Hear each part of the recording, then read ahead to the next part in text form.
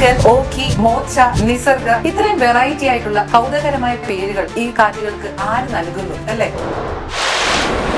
63 km/h വേഗത്തിൽ സമുദ്രത്തിന് മുകളിൽ രൂപപ്പെടുന്ന കാറ്റാണ് സൈക്ലോണുകൾ. ഓരോ സമുദ്ര പ്രദേശത്തും രൂപപ്പെടുന്ന ചുഴലിക്കാറ്റുകൾക്ക് അതിന്റെ പ്രത്യേകത അനുസരിച്ച് വേൾഡ് മെറ്റീരിയോളജിക്കൽ ഓർഗനൈസേഷനിൽ അംഗങ്ങളായ രാജ്യങ്ങളാണ് പേര് നൽകുന്നത്. വടക്ക് ഇന്ത്യൻ മഹാസമുദ്രത്തിൽ രൂപപ്പെടുന്ന ചുഴലിക്കാറ്റുകൾക്ക് 13 രാജ്യങ്ങൾ അടങ്ങിയ WMO മെമ്പേഴ്സും united nations economic and social commission for Asia and the pacific പാനലും ചേർന്നാണ് പേരുകൾ നിർദ്ദേശിക്കുന്നത്. ഓരോ രാജ്യവും വർഷത്തിൽ ഓരോ പേരുകൾ നിർദ്ദേശിക്കുന്നു. സൈക്ലോണുകൾ രൂപപ്പെടുമ്പോൾ ലിസ്റ്റിലെ ക്രമം അനുസരിച്ച് പേരുകൾ നൽകുന്നു. ഈ പേരുകൾ എപ്പോഴും ചെറുതും ഉച്ചരിക്കാൻ എളുപ്പമുള്ളതുമാകണം. അതുപോലെ ഒരു രാജ്യത്തിന്റെ പേരോ രാഷ്ട്രീയതയോ ഉൾപ്പെടാനും പാടുള്ളതല്ല. അടുത്തിടെ ബംഗാൾ ഉൾക്കടലിൽ രൂപപ്പെട്ട ഫെംഗൽ സൈക്ലോണ് ആ പേര് നിർദ്ദേശിച്ചത് സൗദി അറേബ്യയാണ്. ഇനി രൂപപ്പെടുന്ന ചുഴലിക്കാറ്റിന് ശ്രീലങ്ക നിർദ്ദേശിച്ച ശക്തി എന്ന നാമമാകും നൽകുക. ഒരു വട്ടം ഉപയോഗിച്ച പേരുകൾ വീണ്ടും ഉപയോഗിക്കാറില്ല എന്നത് ഒരു പ്രധാന പ്രത്യേകതയാണ്. ടൈഫൂൺ, ഹുറിക്കെയിൻ, ടൊർണാഡോസ്, വില്ലീസ് തുടങ്ങിയ പല പേരുകളിലാണ് ഓരോ സമുദ്ര പ്രദേശത്തും രൂപപ്പെടുന്ന ചുഴലിക്കാറ്റുകൾ അറിയപ്പെടുന്നത്.